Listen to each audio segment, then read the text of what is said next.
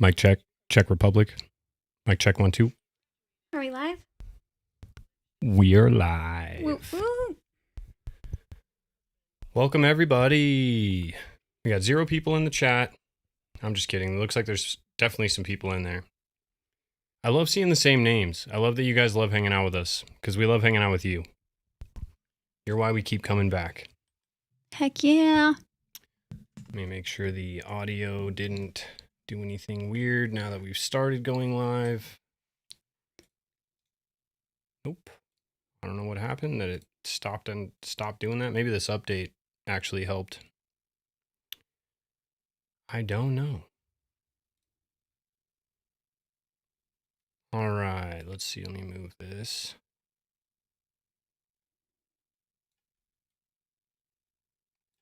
Why do unaliving exercise bands not have Lindsay's fingerprints, yet they have Patrick's DNA?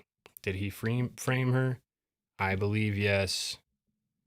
Mystery Diva, we've been asking that same question. It's strange. Why doesn't the sharp kitchen object have her fingerprints? You know what the answer probably is? It's the same answer as why Lance Twiggs has more DNA and there's other samples of DNA. And Tyler Robinson's is the most degraded DNA on all of the items tested. So probably the same physics and science behind that, I would imagine, is at play here. Yeah, the forensics expert said that there was somebody not in the family, somebody else's DNA on there too. Really? Mm-hmm. That's wild. Mm-hmm. Okay, so first off, why did court end early today? I'm so upset. Yeah, no, she actually was. She came up and she said, "What am I going to do with my day now?" And it's probably something really lame, like somebody had diarrhea or something, but... Yeah, they usually do stop trials for diarrhea. 100%. That's at least what I know from my extensive court experience. Hang on, let me get this screen capture going. Of course, there's already crazy rumors starting that a hot mic picked up that Patrick is missing. And I don't believe that. Have you guys heard that? I want to know what the hot mic said, though. I am curious because we heard it yesterday. How hot was this mic? We talking like smoking hot, 10 out of 10 or what? You tell me. I don't know. I've never seen the mic. Or are we talking like Charlie Kirk, like 0 out of 10 on the mic status? Oh my gosh. Sorry, if you can't tell I'm obsessed with the Charlie Kirk case, then... Well. And then the judge said, "This is not something we saw coming. But you're not to speculate about what it is. You're not to hold it against either side. It's just something that we have to deal with." Isn't that how all things in life are? This is not something we saw coming. What does that mean? That's so ominous. There we go. This was unforeseen. So wait. What was the circumstances surrounding the ending of the trial today? Like, I know that it ended, but you didn't really explain how or what the circumstances were. They went to like a recess and then they just were like, "Oh, we're out."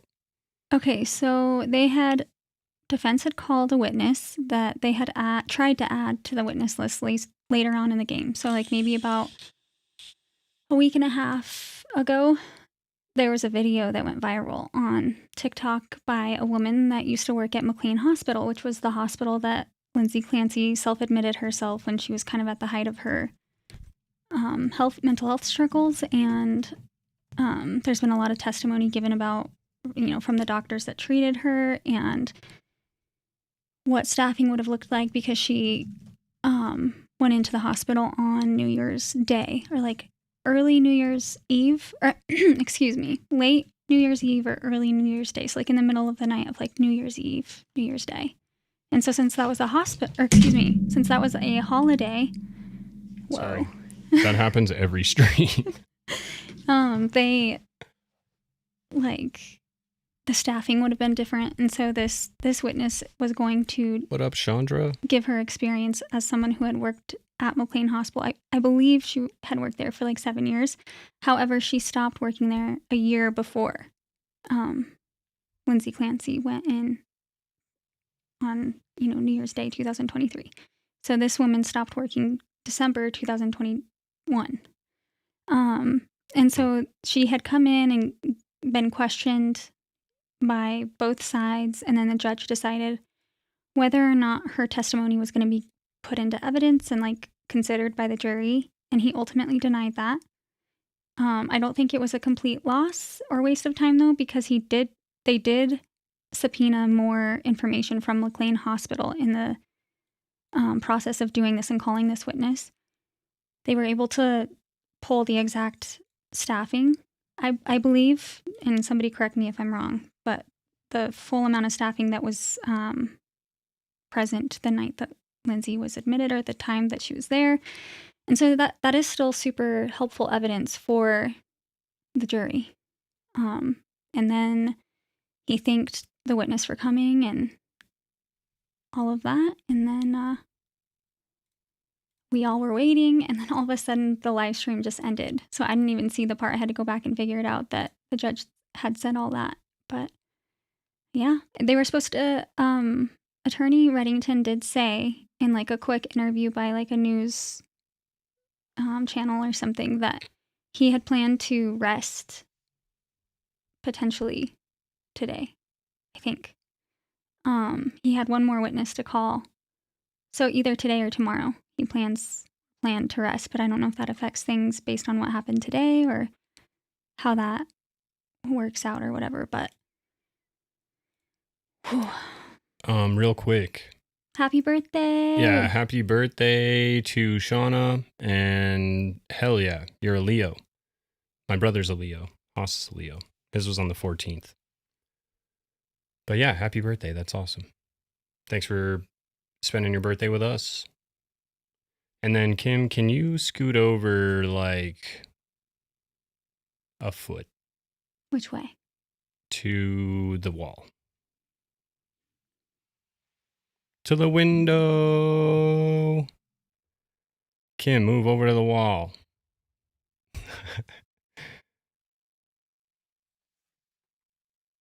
Hayden on the 21st. Yeah, I know. That was super sad. She's the same age as me, which is crazy to think about. She was so young. All right, hang on. I'm getting a camera set up here. Do you think you're young? I haven't hit 39, Kim. I'm not old yet. Kim's dad always says when he has a birthday, which is, what, a couple days after mine? Right? 2 days after? The 30th? Aeroparies? Yeah, he's an Aquarius. Okay. Well, yeah, that wasn't my question. But anyways, he always says that he's turning 39. Perma 39. Perma 9. Hang on. There we go. That's what I'm talking about. Here we go. Check this out. That is Kim. Hello. That is my beautiful fiance. She joins me here. She researches stuff. She's been obsessed with this case. And so I was like, look, we should go on and talk about it. I'm sure there's people that would love to talk about it. I only know what Kim has really told me. I try not to research it. That way she can like enlighten me during the stream.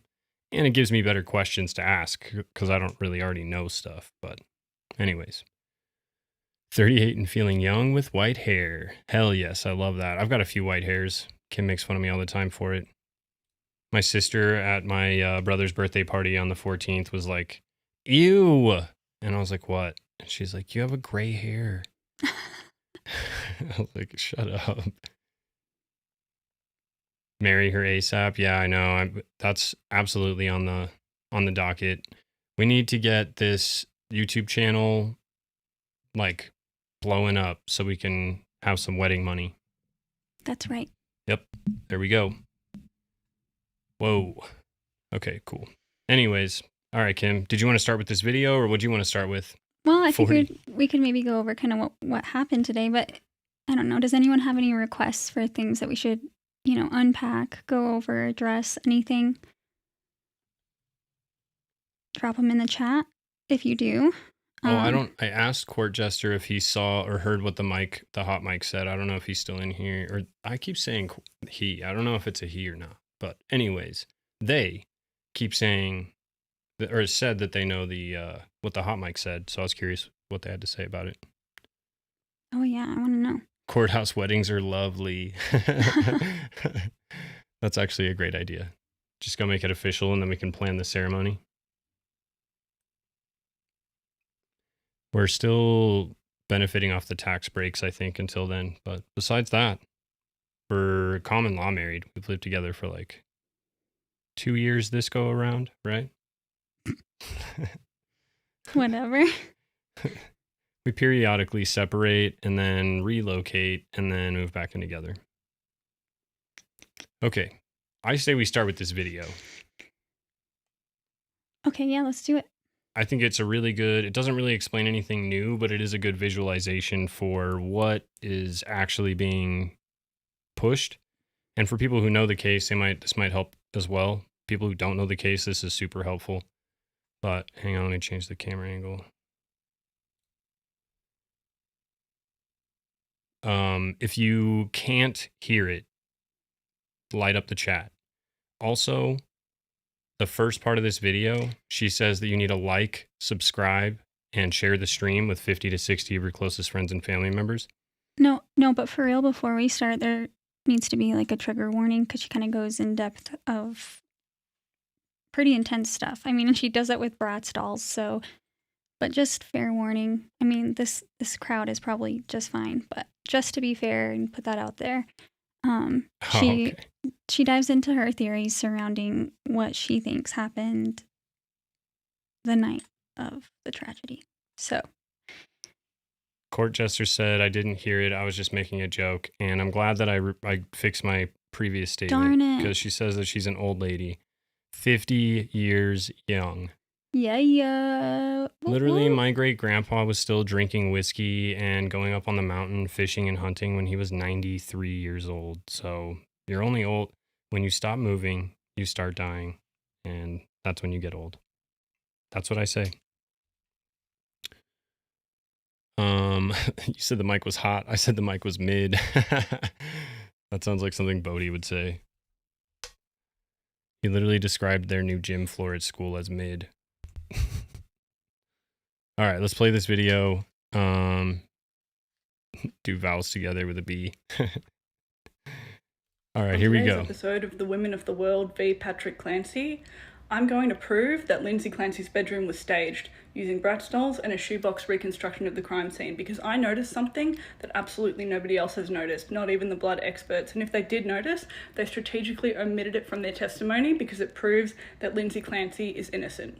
My only credentials are that my brain works like this, guys. This is my design. If you know, you know. And I'm a forensic files enthusiast, back to back.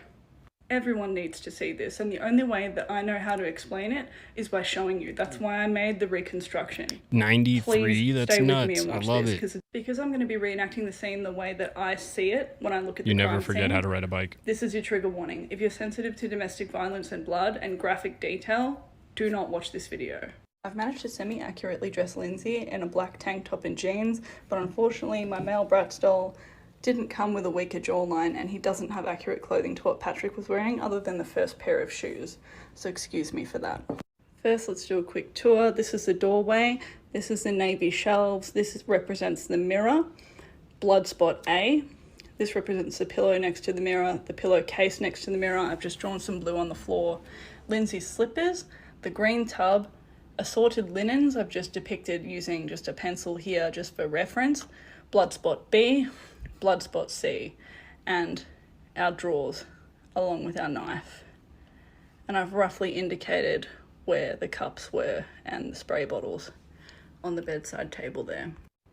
Then we have our Lindsay, and the phone on the bed. Mug. Excuse the old vintage phone, wasn't really a thing back when Bratz dolls were made.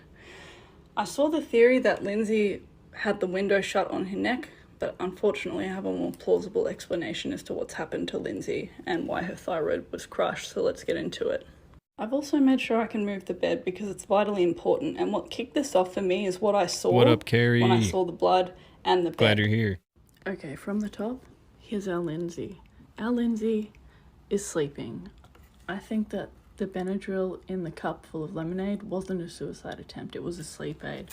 Our Lindsay was sleeping, and she was probably sleeping a long time before this kicked off. What I'm alleging has happened is Lindsay has been rendered unconscious, and that is what has caused her thyroid injury.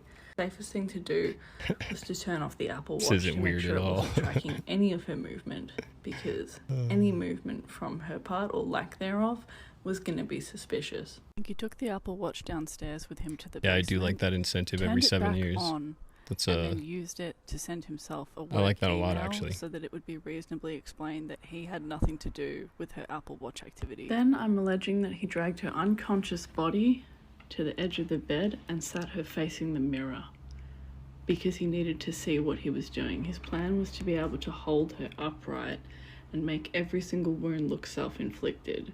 Why is this so good, though? Caused blood spot A, he realized that it's going to be impossible to keep her limp body upright and keep blood off himself, especially if she started to stir from deep pain stimulus in that wrist. So what does he do? He panics. Our Lindsay is still bleeding off the edge of the bed because her hand has been positioned there. She's unconscious, and he moves the bed, which then causes the blood to travel. Excuse the length ratio here, it's not perfectly to scale, but it explains the blood trail from blood spot A over here without any touching on the bed. Next, what does he do? He gets back on the bed, positions our Lindsay back upright. He knows he still can't get any blood on the bed, but he has to make it look like she's up and standing and moving around voluntarily, right? He struggles to fling her unconscious body, which may or may not have caused the only spatter transfer in the bedroom on the mirror.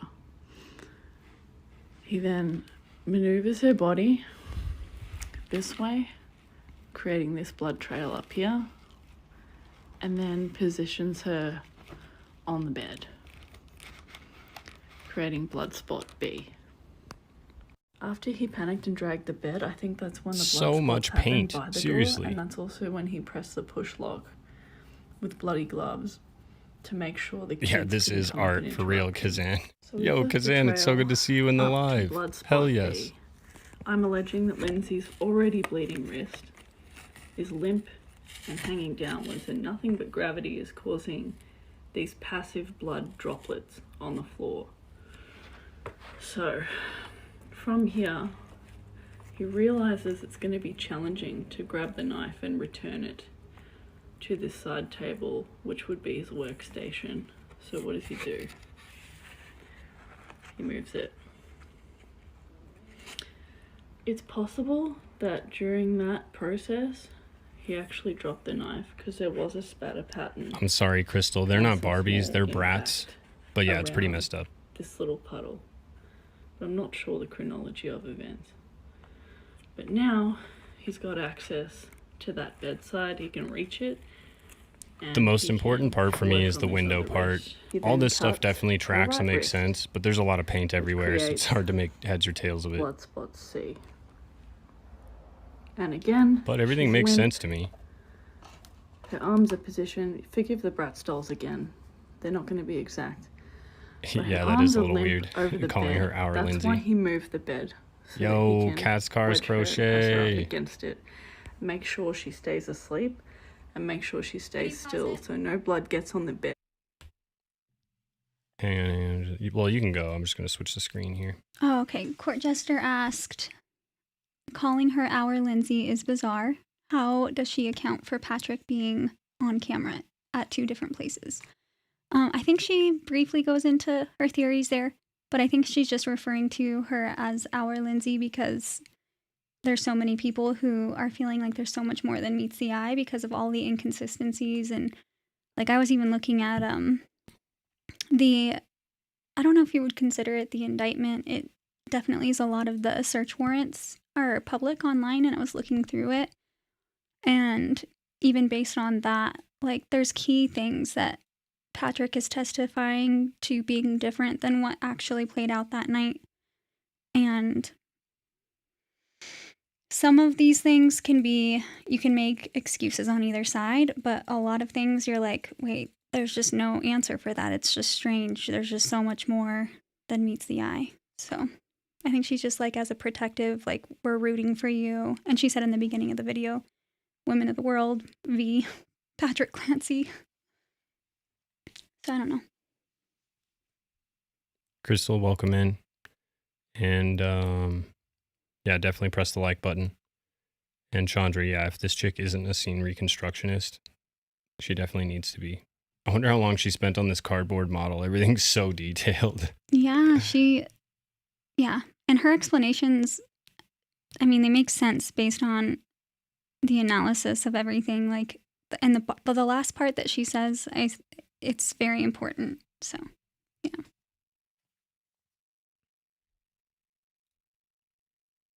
Meaning no blood gets on him.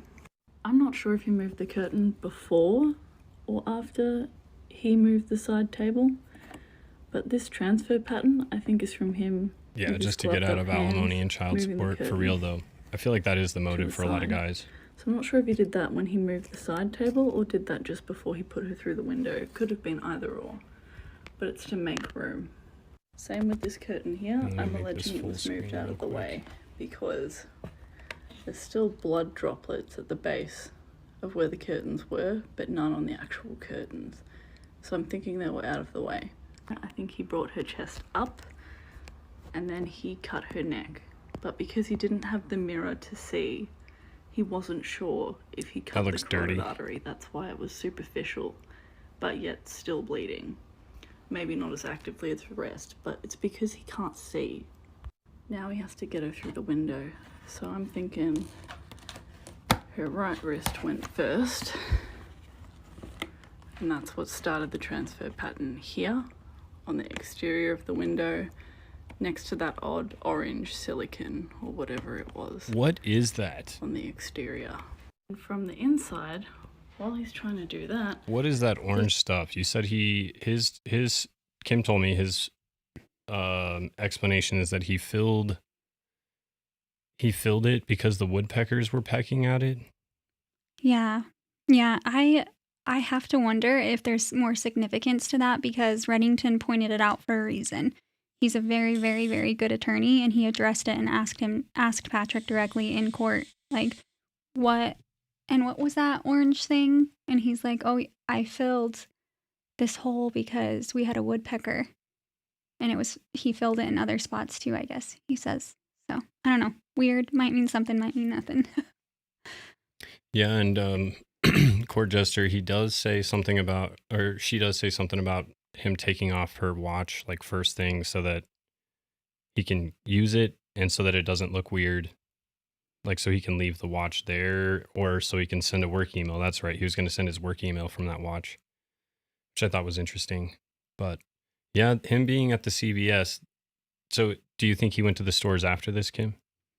Yeah, something weird. In the police report, multiple times, according to different people, he says that he went to 3V first and then to CVS, which I gotta look more into it, but I want to say I want to figure out the explanation to that, basically, why he would say that. But, wait, what was the question? whether he went to CVS after this or not. Yes. Yeah. So, I mean, he definitely did. And he is wearing different clothing. He's wearing different shoes and a different jacket. And his hair is different. A lot of people have noticed that his hair is different in both footage. And I get that there's different lighting and stuff like that. So there's certain things, but he's definitely wearing a quarter zip at CVS and a full zip at 3V. And he's definitely wearing different shoes. And you can try to argue with me on that, but I know what my eyes see when I look at it. Well, and I don't think that yes, he answered his own call. And looking at the amount of paint on the freaking floor and everywhere, and then having dropped her out of this window, I would imagine his thoughts were she wasn't moving because she was paralyzed, and she likely wasn't saying anything, according to what the police and first responders said. The only person that says she was talking was Patrick. So assuming that he's guilty, we're playing hypothetical here. Right. He would think that she's dead. He would assume, okay, cool, she's dead, success. It looks like she just unalived the kids and then unalived herself. I was at the store, everything, I have no idea what's going on. I left for an hour, came back, my whole entire family was gone. So that actually kind of does track. Like, he probably did think she was alive. Her being, or dead, her being alive was probably He a didn't huge expect it. wrench in the works. Yeah. Yep.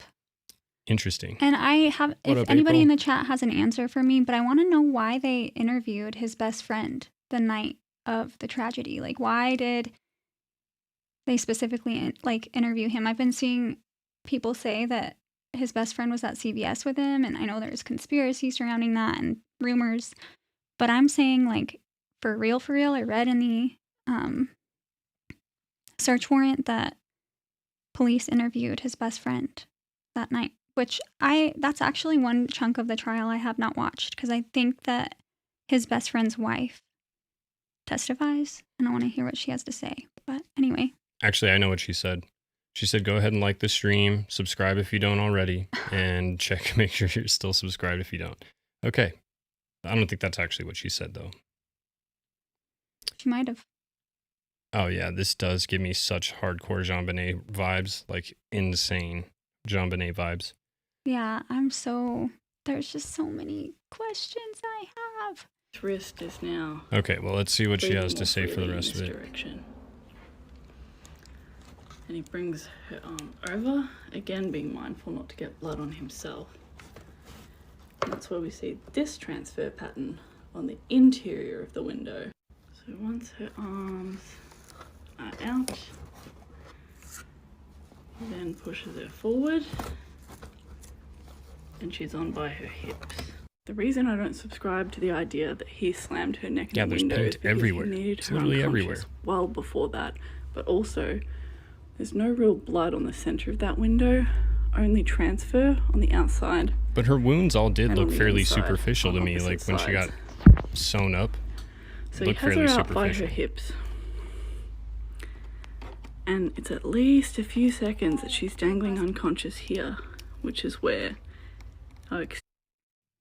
Something important to mention that is in the search warrant is that the person that first, or at least whoever's documented in the search warrant, the medical professional that was looking at Lindsay Clancy's wounds, says that they think that whoever, did the cut on her neck, it was done by somebody left-handed because the cut was deeper on the right side. Lindsay is right-handed, Patrick is left-handed. Just saying. I'm not making any I just want you guys to all, claims. after Kim mentioned that, I was like, okay, yeah, let me use my non-dominant hand and think about using that with a giant, dangerous knife. And I was like, no way. There's no way. It feels so awkward because I never use that as like my hand for cutting anything. It's my support hand. It holds the potatoes and gets cut all the time, but it does not hold the actual utensil. So it felt so awkward. Yeah, and something that I've told Nick a million things, but something I've said to him is I find it really odd that when Patrick is testifying about he saw red paint everywhere when he entered the bedroom, which, okay, like any amount for somebody who's walks into a traumatic scene like that, like I would feel the same way everywhere. Yeah. But he specifically feels the need to mention that he saw it on the doorknob. Why is that? That is weird. I had a question though. I didn't pay attention close enough when she was going through it. Did she start with her left or right? Did she try to cut off her left hand or her right hand first? I don't know. Because I, based on her analysis, I think that she's saying, like where all the drips are and stuff, that it would have been the left. But I don't know. hang on. We're at 8 minutes and 33 seconds. I'm curious. I want to see what she says. Why? Because I was thinking about using that utensil And I was thinking if it was really her, the first hand that she would have cut off would be her left hand because she's right-handed. So she would likely start there. Not 100%, but likely that's where she would start. And then realizing she's not getting where she needs to get to, she then switches to... Okay, yeah, it does look like her left one. And there was multiple, like if you look at her wounds and the exhibits and stuff, there was multiple like scratches and... I don't know. No, I was just curious because if it started with the right hand, that would be suspicious as well, but that is not what happened. How exterior blood patterns come from. The prosecution reckons that there was blood in between here. Yeah, that doesn't make any sense, Eileen. I don't think it looks like blood at all. I think it just looks like general... you guys are awesome. We got it up to 91. Welcome all. To do with it. And Go she ahead and never hit the like tested button. it, so I'm just ignoring it. So that's not there. Just these two marks that were obviously from her wrist. And then down here on the ledge of the window, where it was obviously from her hands on the way down. And then he drops her. And there she is outside on the snow, well in advance of any of this being put into motion. And there he is. He's finished with Lindsay, and now he has to... She dropped her onto that gray carpet. She's got different color carpet in different rooms. She's like, I'm going to use this one to make sure it looks like snow. I bet. $20. This reenactment is so freaking good. Top tier. Do you think she had to buy these Bratz dolls? Or No. she got these? She says, she says in the beginning that she kind of says that she had them. I think she's like, I didn't have a Bratz doll that looked just like Patrick. She said something funny. I don't know.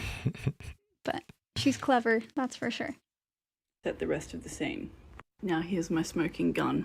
The curtains are returned to normal. Thank you. And he starts to examine the Big League room Drew. and try to figure Big out league what move. looks unnatural. You guys are He awesome. moves That was very Thanks, nice. Big League the Drew. bedside table back to where it was. This is the most important And part what to does me. he do?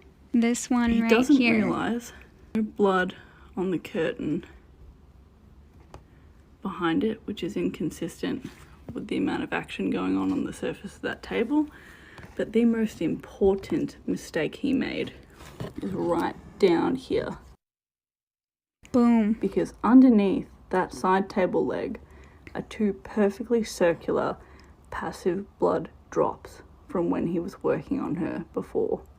And he's just moved this bedside table It's just sitting right on top of him. directly over the top of those blood stains, which means the scene was staged. Yeah, look at that. Because What? nowhere in this room, in this situation, in any of this blood, in any of this action, nowhere are Lindsay's fingerprints. If she was bleeding and doing all of this herself, And her weak. fingerprints would be on either side of this table. Her fingerprints will be He's everywhere. moved it and put it back over those blood droplets unknowingly Yep. to make it look as natural as possible, as though Yep. she came over here, stood there, cut her wrists and went out the window, when that's obviously not what has happened. Based on the way Patrick Clancy told on himself on the stand, I Hang on, can we gotta- reasonably predict Her what body was That really was close. I can't read the name. Madame Rose, she said how far out was her body found? It was right next to the house. So there's the two windows, then the grass. There's a window well and a window. Her head was right there, right next to the house. And based on her injuries, too, they made it very clear in court on both sides that she did not have any fractures on her head, that she incurred a Jefferson fracture. And so she had to have landed kind of like with her head like that, and her neck took the brunt of the fall impact, as well as, I don't know, somewhere else on her spine. Time to Heal brought up, and this is something that Kim fact-checked after we got off the live, I think yesterday or the day before, but she said DA bought the house. It's just too much. He works for Microsoft. Oh, okay. Drugs in the lemonade. It's too many coincidences for it to be coincidence. Yeah. But go ahead. I know what you were going to say. That's why I brought it up. Wait, what? The DA Oh, no, and no. the I house and the looked that up. marathons. Because that's what originally led me to the looking at the search warrant. I couldn't find his name on anything. Again, that doesn't mean that he wasn't the district attorney that originally charged Lindsay, but I couldn't find it anywhere. So maybe you would know better where to look for like that paperwork. I could not find it. But his name is Michael Pippin. And he's the district attorney that bought the Clancy home. And he definitely has photos with Patrick being at like marathon, like a race or whatever that they ran together. So either way, it is strange that he's got he's buddies with a district attorney in the area. Well, Demmer Rose says it was not the county DA, apparently. So it'd be a different, he's not the district attorney on the case. Okay, so that part is true. Yeah. But we did find pictures of him in marathons, like with Patrick doing marathons, which is hella sus. And the Letitia Stout case. Oh, thank you. Was it the Letitia Stout? Oh, hell yeah, Big League Drew. You are the... I think it was the Letitia Stout case or the... what is that? The guy that was on Netflix that killed his son and his wife. That case. The Murdaugh? Yeah, the Murdaugh case. I can't remember which one it is, but they threw out the case because someone in the jury pool had a relative who works in the district attorney's office. It literally didn't have any other connection. Like the person wasn't working on the case at all, but because they knew somebody in the district attorney's office, they threw out the original case and they're allowed to appeal and retry, which is insane to me based on one small, insignificant issue, I'd say. And I would feel like that would be enough for them to move the county or move the court to a different something. I don't know if there's a DA that works in that. Well, I guess she's saying it wasn't at the county. So we worked at a different, maybe work for the state, maybe work for a different county. That actually makes sense then. But still, weird circumstances that he has district attorney friends. Yeah. Hey, go ahead and grab a beer. Be right back. Bring us with. And with the rest of the timeline, Lindsay going out the window, going to CVS, returning home, and then going to the restaurant, then returning home again. But I want to focus on the bedroom. And the only reason I'm bringing this up is because I need to explain this stain. I think when Patrick got back from CVS, he realized he made a mistake, went upstairs and returned the Apple Watch to the drawer because it stopped tracking Lindsay's heart rate. He needed to put it back to make it look like she had been responsible for those movements. Then he got blood on his shoes rushing to do that, panicked, took the shoes off, took them down to the basement where he did some other deeds as well. He changed his shoes. Yeah. I don't think I even caught that the first time I watched it. So that's when he returns the watch back to the nightstand because he 5:38 was the last recorded time, I believe, if memory serves, on the Apple Watch. And he arrived at 3V at like, I want to say 5:54.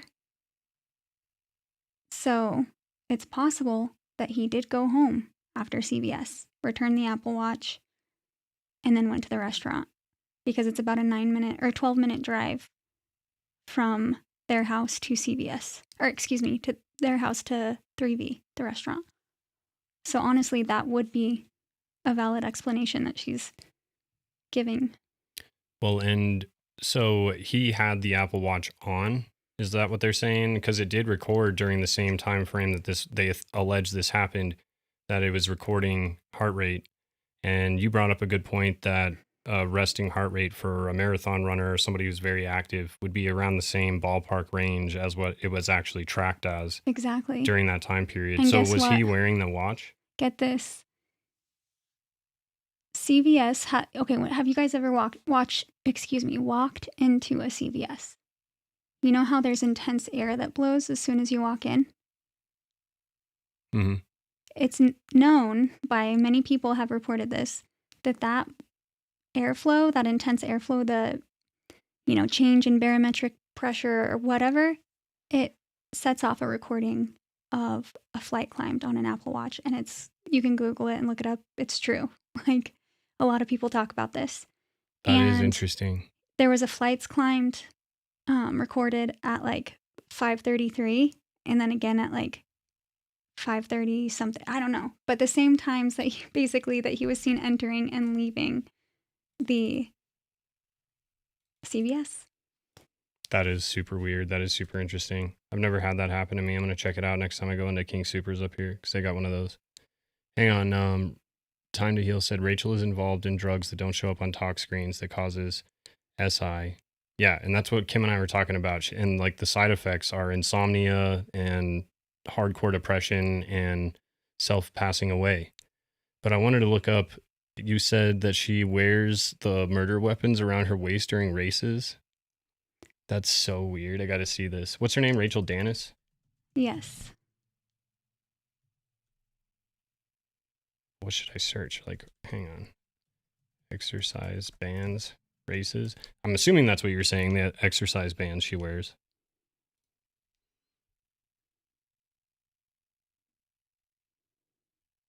This is Brave. It's not going to give me nothing.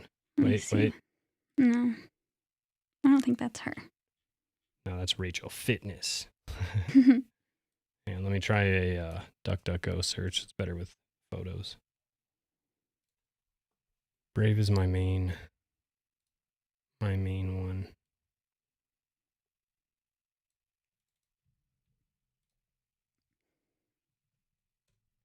For images especially.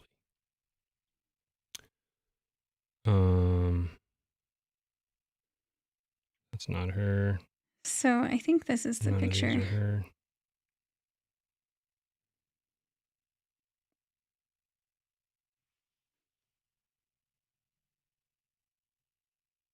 Oh yeah, straight up.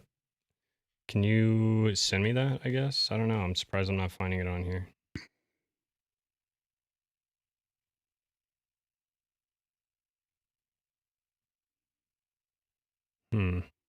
Yeah, does she not look just like Lindsay? Isn't that crazy? Yeah, people have done like the Photoshop where you merge the two faces together and they look very, very, very similar. Tell me you got a type, bro. I think you got a type.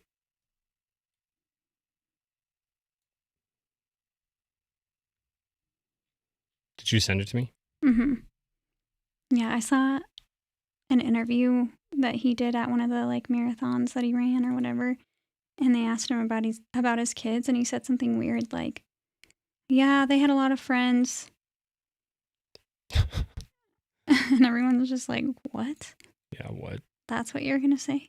Yeah, for real though. Yeah, she wears exercise bands around her waist, which is weird. Why would you ever do that? What's the point of that? She thinks she's so cool. Yeah, work out. Yeah, it does make me wonder. It definitely makes me wonder. Very curious. So let's see. Very curious. I wonder if I can find that video of that interview. I want to show Keep you looking. guys. I'll play the rest of this video and real whatever quick. other bloody paraphernalia he had that he needed to get rid of likely went back through those woods to then go to the restaurant to pick up the food. If you got chills just like I did when I noticed this, please share this video. I want it to reach Kevin Riddington because this is one of the most concrete pieces of evidence for the defense that I have seen so far, other than the email, and it's been completely ignored and gone unnoticed. Wow. For real though, that girl needs to be a reenactment. Now, he raised all of that money for Boston Children's, the hospital that treated his youngest son, but sadly none of his 3 children survived. His wife is charged in their deaths. They were all under the age of 5, and today he ran to honor them. I love my kids. They're wonderful people. They had a lot of friends. Everybody loved them. And they had short lives, but they had really good lives. And it is so clear. The moments after he crossed the Yeah, so there's that. Oh yeah, so there's that. That's all. They had a lot of friends. Pretty sure Callan was 8 months old. Yeah, he was 8 months. So Callan had a lot of friends, huh? I don't know. Something just don't sit right with me. I don't know how you guys are feeling about all this, but Yeah, that's why I thought Patrick, when Kim said that he was missing, I was like, I'm not even surprised. I bet he's freaking out. yeah. I'm sure he's looking online and seeing everybody thinks it's him. So I'd imagine he's a little nervous. Yeah. And I don't know. People are saying that like they're like Reddington had a loss today by not getting that witness entered into, you know, the fact finding for the jury. But I think that there was a win based on the fact that they were still able to subpoena more paperwork that shows the jury exactly, because, man, I don't know. I can't get over the testimony from like what Jennifer Tufts, she just straight up was like, I don't recall, I don't recall, I don't recall, I don't recall. The entire time Reddington was asking her questions. That is super weird, but I kind of want to know what the chat thinks about why they abruptly ended court today. What time did it officially end? Our time? I don't know. I think around noon, because I was a little bit behind watching, and I think they were supposed to come back from lunch at 2:15. So based on the time difference, I believe that would have made it 12:15. I don't know for sure though. Yeah, I mean, honestly, I feel like the meds were definitely detrimental for sure. And I think Kim said this before, but I think both things can be true. She was on those meds and was experiencing intense postpartum and possibly was experiencing psychosis at certain points. And Reddington even says, like, psychosis, you're not going to be, it's not like you're one of those crazy homeless guys like running through the street just spouting out nonsense. You just are hearing things and seeing things that may not actually be there and having these really intense thoughts and hallucinations that are edging you to do different things. They could be good, neutral, or bad. So it doesn't necessarily show up. Like, people aren't going to be like, oh my God, this person's psychotic right now.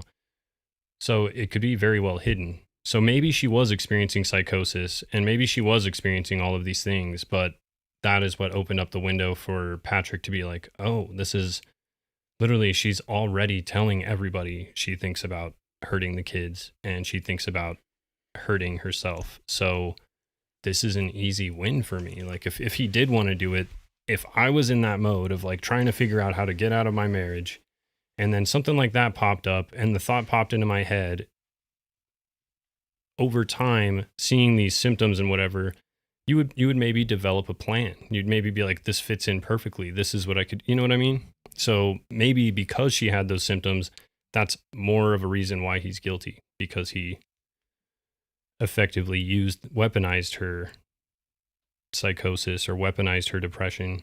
And she was in such a bad mental state and on all these different drugs. And maybe he was even encouraging her, saying, no, I don't think these are working. I don't think this is working, and trying to push for her to get something new. Who freaking knows? Right. That's why I originally was like, I wonder if Reddington is going to call Lindsay to the stand, because what's her recollection of events? But I think they're just trying to get through this trial and go from there. But at minimum, the police department did not do a thorough investigation, in my opinion. Like, not even close. If Patrick wasn't withholding the medications and the Apple Watch in the nightstand, like, and he placed them there, then how did the police miss that? That's crazy to me. Yeah, honestly, that is crazy. Especially considering that reenactment we just watched, seeing how everything was centralized around that dresser or that side end nightstand table. That would be the number one search area. And then to get these pills turned in later and the Apple Watch that has this evidence on there, and for them to not investigate further is absolutely crazy to me. And does anybody know if it's true that Lindsay really did have like two phones? Because when I was looking through the search warrant, It said that the iPhone that they took into custody didn't have an identifiable serial number, which is strange to me. And then I am seeing theories online about there being 2 phones. So does anybody know? Kevin Gates has 2 phones. Because that's strange, right? That is strange. What up, Danielle? Welcome in. Sorry, I would die in Phoenix. Literally, I would just melt into a puddle and die. Prescott, see? Shauna's probably down there. You guys have super intense tans. You guys go out at night. Yeah, I would be interested to know if she has 2 phones, because they were talking about how you can literally send messages. You know, like I could send a message from another device of mine. And so if Kim had that device and wanted to kill me, she could easily send messages from those devices and make it look like me. And likely that's the case. I mean, I feel like the Apple Watch was good enough for that. But she said that he sent his work email from her Apple Watch, right? I wonder if their emails were both, like she had his email on her devices as well. Yeah. I don't know. I don't know if that's... Can you send an email from your watch? Yeah. Oh, wow. Yeah, my watch is fully functional. I could do pretty much anything from my phone on my watch now, including listen to music and the walkie-talkie, which is probably my favorite thing. There is some things you can't do. You can't scroll through social media, but actually I think you can now.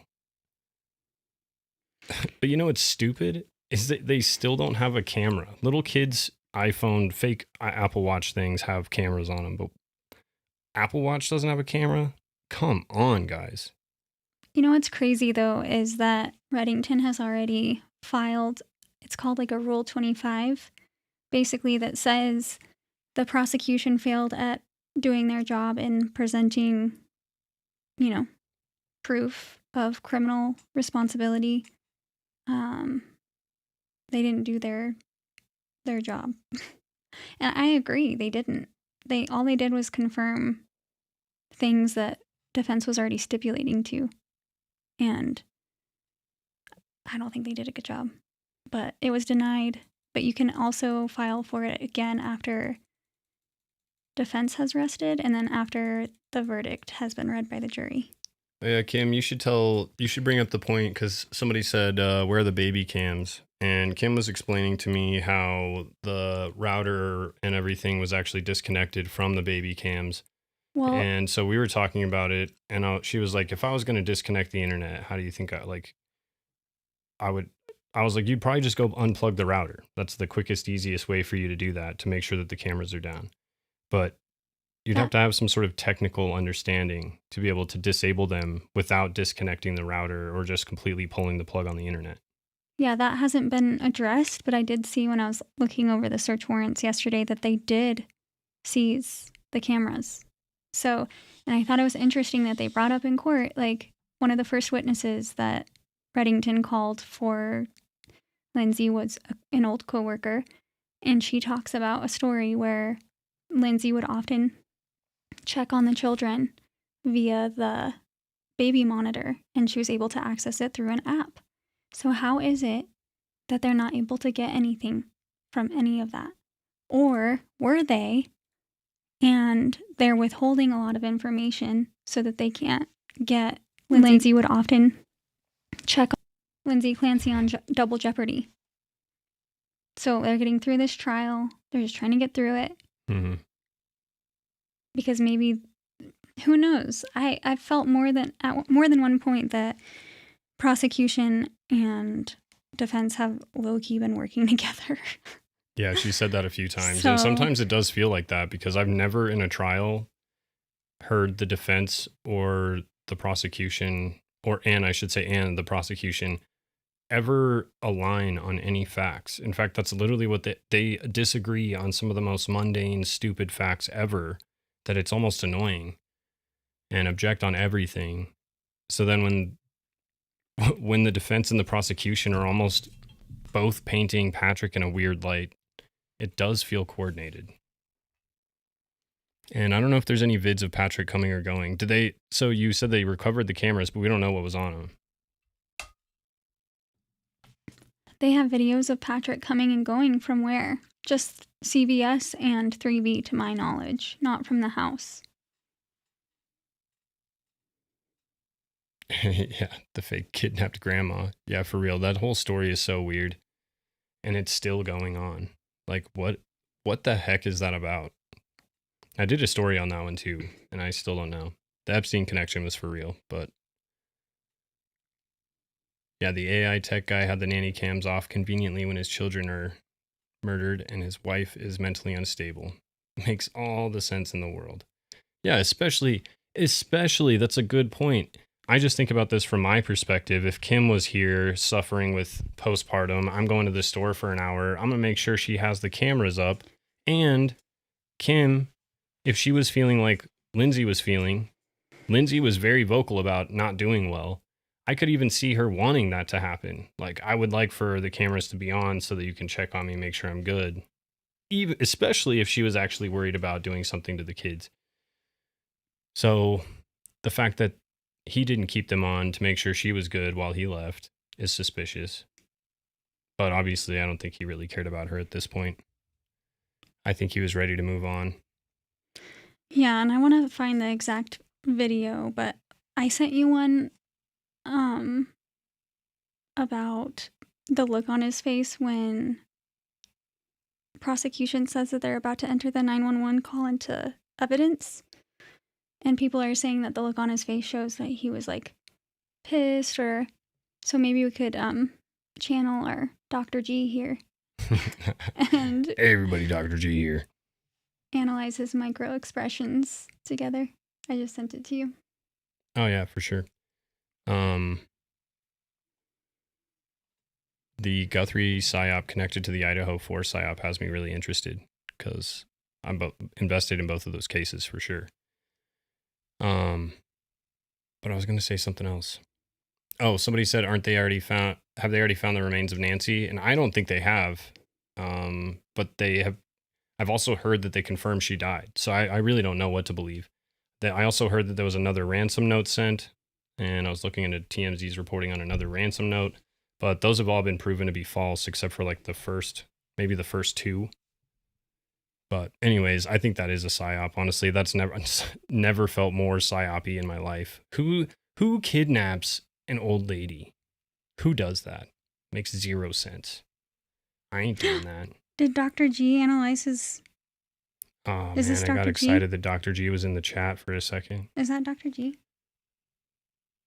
Yeah, that's Dr. G there. Oh my gosh, we have to watch. Never mind. We don't even have to channel our Dr. G. He did it. We've got a Dr. G. What did he Let's say? do it. Did you send it to me?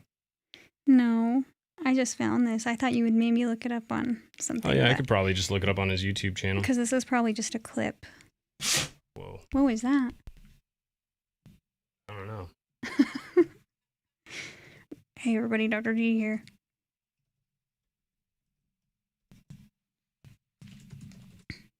Hey everybody, Dr. G here. Freaking love Dr. G. Is it this one you were looking at? I saw a clip on TikTok. Oh, it's just a shorts video. Oh, so he only made a short? Well, no, he did a full deep dive. But you said you saw a shorts video, so let's see if we can find that one. I didn't even watch it. I just saw Dr. G and was like, oh yay, he did analyze Patrick. And it doesn't look like he uploaded it on here. That's all right. We can pull up the full video and we don't have to watch the whole thing, but... Yeah. Just do the Spark Notes version. Hang on, I just want this to be heard. As well as a body language. Hey everybody, Dr. G here. I'm a clinical and forensic psychologist as well as a body language expert. And today we're going to be analyzing the behavior and body language of Lindsay Clancy. Before we get started with this, a couple of quick things. One, I wanted to make sure you know this is not a psychological evaluation of any kind. These are just my opinions. In addition to that, I do want to remind you to like and subscribe. So we're going to be talking about the claims that she's making in language, and I'm hopefully going to help you better. Psychosis is... What? Is this Lindsay or Patrick? Lindsay Clancy shocking courtroom breakdown. Oh yeah, my bad. There is a Patrick one. Oh wait, no.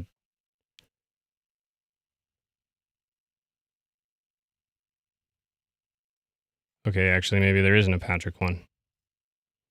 Really? It might be in this one, though. It's probably in this one. Hey, everybody, Dr. G here. I'm a Oh, yes. Yes. Yay.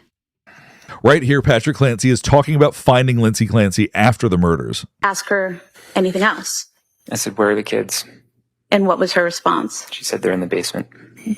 And at that time, she didn't tell you that they needed help or they were in danger or they were injured, correct? Correct.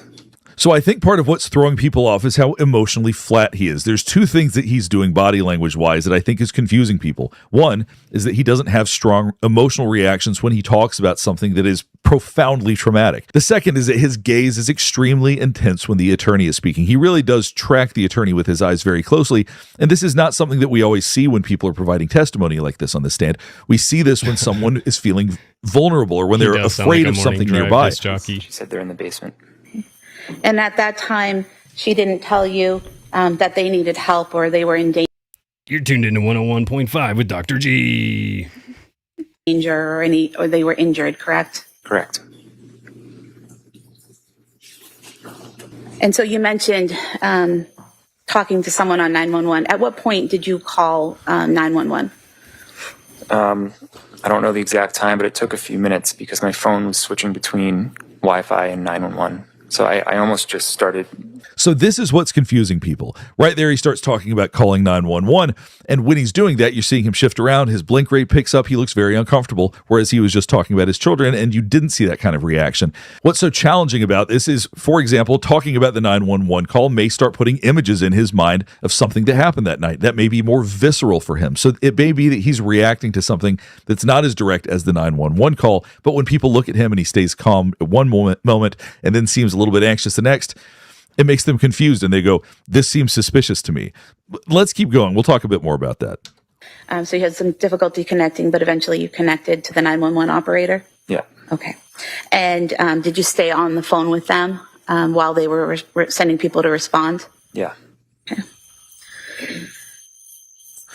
But that's the gaze I'm talking about. He really... Yeah, actually, yeah, I'm glad you said that, Madame Rose, because I was like, just as Dr. G said, yeah, everybody's getting confused about this part. I was like, yeah, me too. I'm like super confused. What is he saying between Wi-Fi and 911? 911 meaning like he doesn't have, like he only has emergency service? Was he in a place ever where he wouldn't have service? Like, and I guess at our house, we don't get service. Like right outside of our house. Yeah. I don't know, I guess. I didn't realize he said that. Yeah, he said, here, let me go back. Because I was assuming that he meant like in and out of connecting to cellular and Wi-Fi, because sometimes my phone does that when leaving the house. But maybe that was like a Freudian slip or something where he is actually like, was in the forest area behind his house or something. I don't know. We can always speculate all kinds of things, but I don't know. Well, yeah, his phone wouldn't be switching between Wi-Fi and 911 to a point where, like, if he's on the phone with them to where he would even notice. He would probably notice the call get shittier for a second, but I don't think you would notice that your call is going between roaming and not roaming at all. Why would you ever notice that when your family just got murdered? Yeah, a 911 call is supposed to go through no matter what. Yeah, even in an emergency, like if you have no service at all, you can still call 911. So, yeah, I don't get it, but Dr. G's take on Brian Koberger is so wrong. I'll have to watch it. I haven't watched his take on Koberger. But yeah, listen to this. I rewound it real quick so you can hear him say it. They're in the basement. And at that time, she didn't tell you that they needed help or they were in danger or they were injured, correct? He's doing the lip thing. Correct. And so you mentioned talking to someone on 911. At what point did you call 911? I don't know the exact time, but it took a few minutes because my phone was switching between Wi-Fi and 911. So I almost just started. So this is what's confusing. Yeah, this that seems is what's confusing. Stay on the phone. Let's keep going. We'll talk a bit more about that. So you had some difficulty connecting, but eventually you connected to the 911 operator? Yeah. Okay. He looks like did you stay on? He looks like he's trying to burn holes in whoever he's talking to or whoever he's looking at. He's got straight up serial killer eyes. I'll just say that. On the phone. That's probably the first thing that gave me the ick about him. I was like, he just looks like some dude that would kill his family. With them. No offense. While they were sending people to respond. Yeah. Okay. But that's the gaze I'm talking about. He really is staring very clearly at the He's talking about gaze? What? Attorney. And I think that people feel uncomfortable with that because most people, when you're talking, you look for a bit, you look away. It's hard not to. And it's not that he doesn't do that at all, but he does have a very intense gaze. I'll just say, like, at my house, we have Wi-Fi. If I'm in my garage, we have Wi-Fi. If I'm standing just outside the garage, we have Wi-Fi. My router is just on the other wall, on the other side of the garage. So that makes sense. But as soon as I walk to the backyard, the side of the house, further out into the driveway of the front yard, even if I'm sitting in the driveway in my car, I lose Wi-Fi service and my LTE service is all I get, which is basically like roaming now. It doesn't do anything. At least for internet. You can still call though, but sometimes I don't get service until I actually get all the way out to like one of the main roads. That's when I first start to pick up service. So I don't know. I'd have to try it out with my phone. I'm going to do that later actually. I can't remember if I can make calls or not when I'm in LTE. I mean, I could definitely call 911. And I feel like whether your phone's in emergency mode or like no service mode, whenever you call 911, it's just going to work any time. It doesn't matter. I just still don't know why that's important. I don't know why he noticed that. The fact that he noticed that feels like he's trying to lay the foundation for something that is or is not true. He's trying to give you a reasonable explanation as to why something happened. He's making it up. Oh, it just clicked. What if he's making that piece up completely? But he's trying to say that so that it doesn't make it sound like the Wi-Fi was ever intentionally turned off. Now he's got like an alibi, so to speak, as to, oh, the Wi-Fi was working that night, but this is a piece, again, like he specifically mentions the doorknob. Mm-hmm. He's giving explanations for things that nobody asked for. And wouldn't, that's actually a good point. And you wouldn't question it if he hadn't, but the fact that he has to bring it up makes you wonder. I just like Dr. G's video here. I don't know if that's reaching, but I just thought about that. And I was like, what if that's what he's doing? Trying to give himself an alibi. Mr. Tech. Tuve or not Tuve, what up? And I just like Dr. G's video here. So that is an indication that you also should like this video here. Tap the screen. Tap your screen. But I really do want you to consider that the person that murdered his children is just a few feet away. That could definitely be impacting his behavior. I knew he was gone. Okay. And did he also have a band around his neck? That part for me. If you listen to the entire chunk of that questioning, the prosecutor asks him like the sequence of events, and she asks, like, you found Cora first. He's like, and she's like, in what position you found? And he explains. He says, whatever. And then you found Callan. Yep. And what position was he in? Whatever. And then she asks, and then you found Dawson. And he goes, I knew he was gone. Like, if you go back 10 seconds, now you can hear him answer. He didn't answer the question. He didn't say how he was found. He avoided the question, actually. Just a few feet away. That could definitely be impacting his behavior. I knew he was gone. And did he also have a band around his neck? Yeah. And did you remove that band? Yeah. I've never come across a dead body before. Definitely not my kids. But I would imagine even if I was sure that he was not he had no life in him, I would be doing CPR. I'll be doing every single possible thing I could do to save at least one of them. Like, I don't know. That's just, it just doesn't seem like he did anything. It just seems like he's like, oh, yeah, no, he's gone. Oh, that sucks. And How did he know? Yeah, and I guess How did he know? another thing that's consistently in the search warrant by people is that he said she killed the effing kids. And people are like, I don't know. Like Wait, who said that? He found Lindsay and immediately assumed that she did something to herself. He finds the kids, immediately assumes Lindsay did it.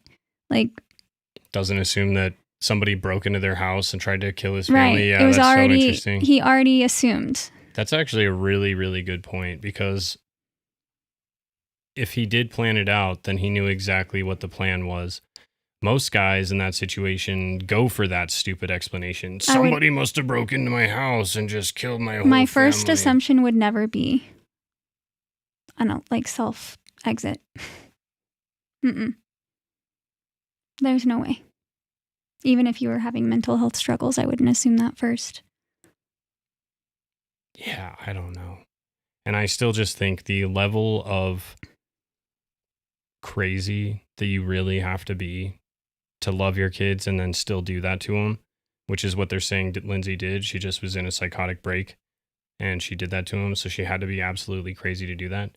Or you have to be absolutely crazy like this fool right here and actually have other motives. But to me, I just feel like, I don't know. She is for sure, if she did it, she for sure was in psychosis and had a psychotic break, because I just couldn't see her doing that otherwise. And she's been vocal about it for quite a while to multiple different people. Right.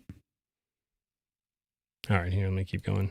And looking at the office here. So I skipped through some of the more detailed aspects of the questions they asked him, because I don't think we need to get into some of those details. They're just too horrific.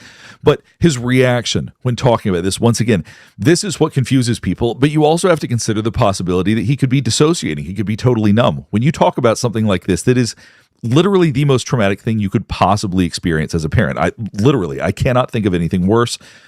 For him to experience something like that, it's not unreasonable to think that talking about it or going back to that time makes him dissociate to an extent, Sure, that makes absolutely. him numb, that makes it so it's very difficult to talk about in any real way. But I get that's confusing for people. When you see it, it makes someone seem cold. It makes them seem like that maybe they don't have feelings about this, but that is not necessarily the case.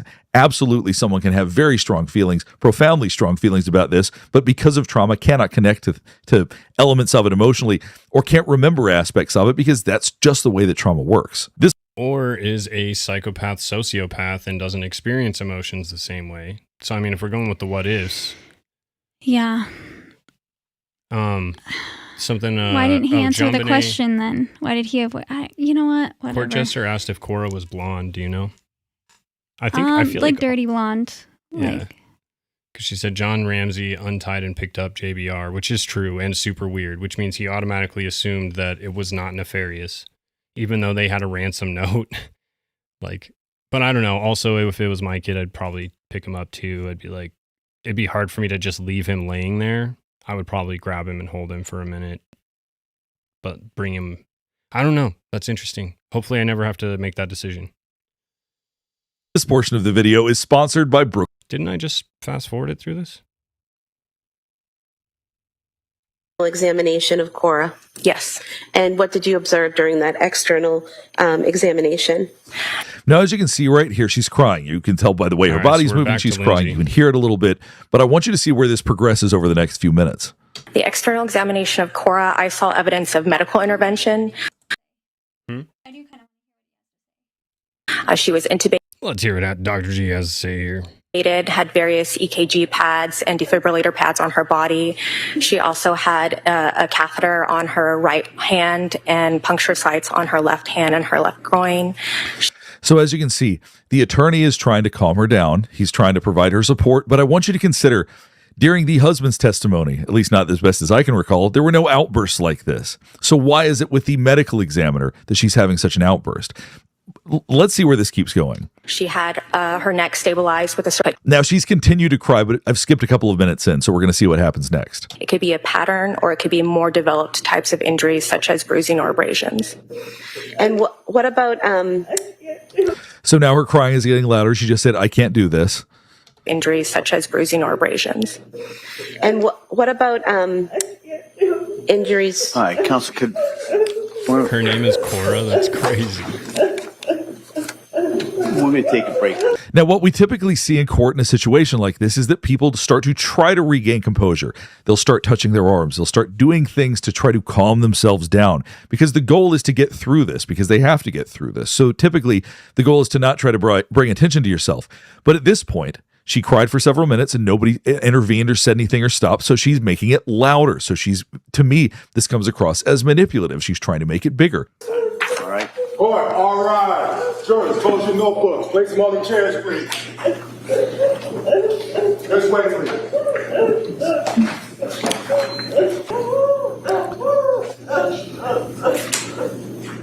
So based on how this progressed, it seems more performative than natural. Now, this is interesting right here. This is at the end of day 13. This is when the judge is talking to the jurors. But I want you to watch her face right here. On track. But we'll see you on Monday. We'll continue with the trial at that point. And again, have a nice weekend. All right. Thank you. Court, all rise. Jurors, kindly close your notebooks. This way, please. See right here, if you watch the corners of her mouth, it looks like she's suppressing a smile. Now, why she would be in this context, I don't know, but it looks like she's trying to prevent a smile from occurring. It's very odd. Jurors, kindly close your notebooks. Yeah, that is super odd. I think it's because Reddington just said something to her. It looked like she was acknowledging him because they communicate very, very subtly. I've been looking at them communicating, and that's just speculation, obviously, but it looked like he said something to her and she kind of like very subtly nodded and then tried to hold back that smile. Yeah, that makes sense, actually. The it's a ritual thing had me thinking it didn't sound performative to me either. I'm sorry. She sounded like she was in pain hearing that. Yeah, and I mean, she definitely was quieter originally, but she was still audible, which, like, if I was crying in court, I would do my best to not make it audible, that's for sure. But if it was overwhelming, like, I wouldn't really care. Yeah, she couldn't control it. Edits misrepresented the facts. That's a good point. And the ritual thing, I continuously think about, I mean, even with the Joe Fells thing, the guy from 1895 talking about mind control through magnetism. They say that there's ability to mind control you through the devices in your house, frequency energy weapons. Like, who knows if they're just doing this stuff on regular people? Like, or I don't know what does Patrick actually do with technology? He always just says he works in tech. Yeah, I don't know. Which just means that I found, I didn't do any fact checking. This is just another TikToker that I saw. But I saw last night that somebody looked into the apartment that he purchased in New York City 4 months after the tragedy that he moved into, and then they found the last date that it was purchased, and it was actually purchased in November by an LLC that's under Patrick's name. So according to that, it was purchased by Patrick back in November of 2022. So that would lend to he was definitely cheating on her and planning this part. Yeah. So I didn't fact check at all. I don't even. Well, it's something to look into after this for sure. But. And Paradox Paradigm, she did admit guilt in the civil case, but in this case, she's claiming that she's not guilty. She's saying by reason of insanity because that's really the only defense that she has, because she's admitted guilt in the other case and all of the evidence is saying that she did it and her husband is saying that she did it. And even I think she believed that she did. I think she did too. She had no idea what happened. So she just assumed that she had a psychotic break because she knows the state that she was in. And so she admitted guilt in a different case, but that doesn't transfer to this case necessarily. So the only defense she really has, because of the amount of evidence against her and things that they have as evidence, the only defense she has is not guilty by reason of insanity, which is kind of sad. And I did a story, one of my very first stories, it's called Cannibal in the Garage. It's about this kid who pleads not guilty by reason of insanity. And he busts into these people's garage. They call it the Garage Mahal. And they just hang out in there all the time. And he just breaks in and he kills this husband and wife. And he just starts eating the husband's face and arm and stuff. and he definitely exhibited signs of insanity for sure. But I don't want to spoil anything if you want to go watch it, but super interesting case for sure. And it talks a little bit about the not guilty by insanity plea and like the prevalence of it and how effective it actually is in relation to how often it's used and claimed. It's very rarely effective. Very rarely do you get convicted not guilty by reason of insanity. Yeah. Yeah. In the beginning, Reddington's opening statements, I think it was interesting. I was watching that last night, and he says that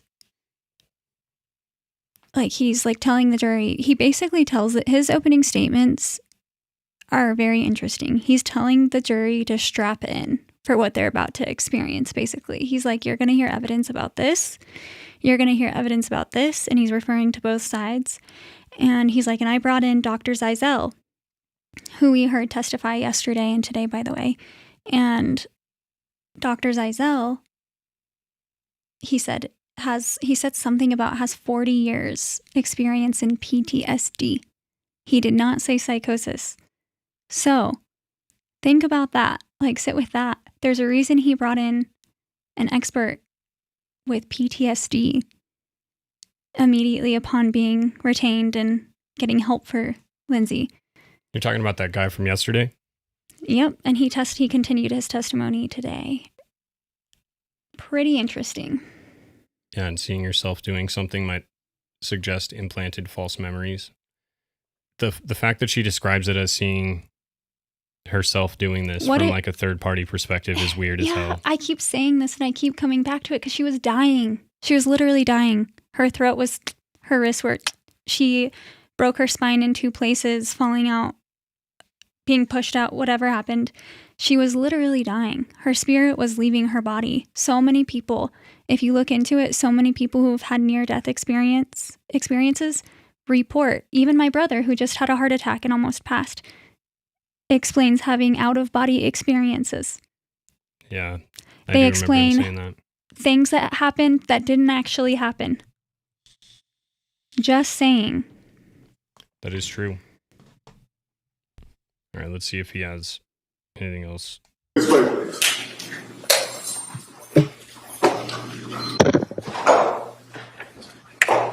Now we're going to be looking at a journal entry from October 24th. This would have been about 2 months before she committed the murders. And there's basically... So what we see here are affirmations. I'm strong, I'm brave, I will overcome postpartum anxiety and depression, I love my kids, I love my family. You go down to gratitude, my husband's been picking up the slack when I've been feeling so down. So her entries right here in this journal would not be unusual at all for someone who's depressed. So that's very much... I'm confused. Is this like a digital diary? Because why is it typed? I'm not convinced it was her words if it was typed. I just want to say that. I feel like this might be, well, no, because they usually show digital pictures of like actual diary writing stuff. Because the journals that they reference when she would document like the baby's sleep schedule, they brought in the actual journal. The trilogy of the false confessions. Damn, now I got to see that. Delphi. You're talking about. Why can't I ever remember that guy's name? Anyways, that is interesting. Much what this looks like. That's very consistent with something like that. But it's also well organized. And part of what we see when people are truly getting psychotic is that they become disorganized. In other words, the writings get strange. They don't organize punctuation as well. It starts to look odd. Now, that's not universal, but typically we start to see artifacts like that. And this all looks relatively normal in that sense. I'm sad and depressed because I am not able to parent my third child like my first. I want to treat any one of my babies like my first. But I know that's not a feasible possibility. I'm sad that I stopped breastfeeding. I feel not as connected with Cal now. I think I sort of resent my other children because they prevent me from...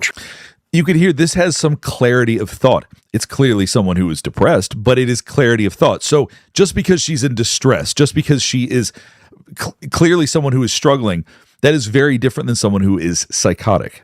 Treating Cal like my first baby, and I know that's not fair to them. A new medication for anxiety/depression. I just want to feel happy. I want to be able to relax. Now, when he just mentioned anxiety and depression medication, her eyebrows went up. She's looking at him. That's when Richard Allen. Thank you. I don't know why I couldn't remember his name. We saw the district attorney and the lawyer who prosecuted Richard Allen when we were at CrimeCon. And man, like, I love true crime, don't get me wrong, but the one thing I learned about the true crime community is that they do not like conspiracy theories. They do not like it at all. I felt very out of place at CrimeCon just for that reason. I was like, I don't necessarily believe the Richard Allen thing, and every single person there seemed to be on board with the Richard Allen story. I just can't, like, I know that criminals insert themselves into the case sometimes, but he didn't just insert himself into the case to try and be helpful. He inserted himself into the case when there was no other people that had been identified. He basically made himself a suspect. And I don't think he would have done it like that if he was innocent. But that's totally a sidebar. But yeah, and that is another one that I just feel like he seems off in so many. He seems like he's going through, he seems crazy. Like, he seems like he's not even all there. You know what I mean? But I've seen interviews with him prior to all this, like when he first turned himself in, and the dude seems very coherent. He seems very normal. And yet, when he's going through all these criminal proceedings, he seems like that kid that did the Aurora shooting. Same thing. So, I don't know. The PSYOPs thing definitely has got me. Because you'd have to think, if they're running PSYOPs on major, big people and celebrities and stuff, and only certain cases get publicized nationally, this being one of them, and why is there a massive rise in familicide cases, these family annihilators? Why is, like, I literally have seen, and probably because of Kim being obsessed with this case, and my algorithm is now fine-tuned for family annihilators. I don't know. I need to figure out why my phone refuses to stay focused. It's probably because I keep moving. I'm on a bouncy ball. When it comes to these diary entries, you said that they're notes in the phone. I could totally understand that. I keep a lot of notes in my phone. Very useful. I've also been keeping a lot of AI notes. That's super useful as well. But my thing is that she's been very vocal about postpartum depression, her not being good, Patrick even taking the kids, what did it say? Taking the older kids so that she can be left at home with just the little one so that she didn't have too much stress and stuff to deal with. So, yeah, my husband for picking up the slack when I've been feeling so down. My husband for taking the big kids out to do things when I felt like I can't. The knowledge of how I can turn things around naturally. She literally, this is a diary of somebody who is amazingly depressed. I mean, even just writing this stuff down in the first place, like, she's trying so hard to, like, boost herself up and speak happy thoughts and manifest positivity on here. But at the same time, you can just see, based on her putting these positive things on here, how awfully down she was. So, and I don't know anything, literally anything about postpartum psychosis. I didn't know that was a thing, to be honest. I knew about postpartum depression, never heard of postpartum psychosis.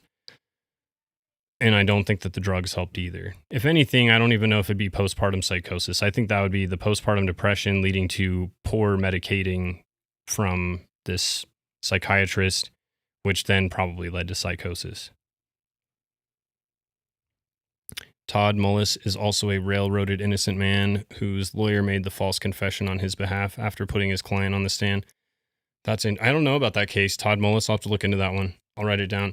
My favorite false confession case, the one that still gets me to this day, I actually just saw an update on it recently, is the Memphis 3. That case will... And the worst part is I think Terry did it, but he's dead now, so we may never know. Todd Mullis. All right, it's going on the list here. But yeah, that case is insane. And one of the few times I feel like the justice system has worked, but it took extreme outside intervention, like getting a case overturned, kind of like the Making of a Murderer, Stephen Avery thing. You know, he's still in prison, I think, even though he had all this support, and his case seems a little fishy, if not extremely fishy. I've got to say, I don't know about because I followed the Brian Koberger case pretty close because I was obsessed with it. And I never really got the vibes that it was a psyop or anything weird. So I'm curious what you guys have to say about that. Like, why you guys think it was a psyop? Because that dude was weird as fuck. And he literally called his mom mother and his dad father and referred to them as that. That's so weird. And I don't know, they did have a lot of evidence in that case that I didn't feel like was very refutable. But I also never take psyop off the table, especially now. This is all about propaganda and the Smith-Mundt Act. What's the Smith-Mundt Act? Never even heard of that. I learned so much from you guys. You know that? That's why I dedicate every week to trying to give back and teach you guys something with the deep dives, because you guys learned me all kinds of stuff. It is officially the United States Information and Educational Exchange Act, Cold War era statute that authorized the U.S. State Department to engage in public diplomacy and information dissemination abroad to counter Soviet propaganda. Man, they're putting a lot of work into this, the college, young America educational system for propaganda. I mean, even the Charlie Kirk thing that's what that is all about, I feel like. The Modernization Act, which lifted the ban on domestic dissemination, allowing Americans to access content from the U.S. international broadcasters like Voice of America. Okay.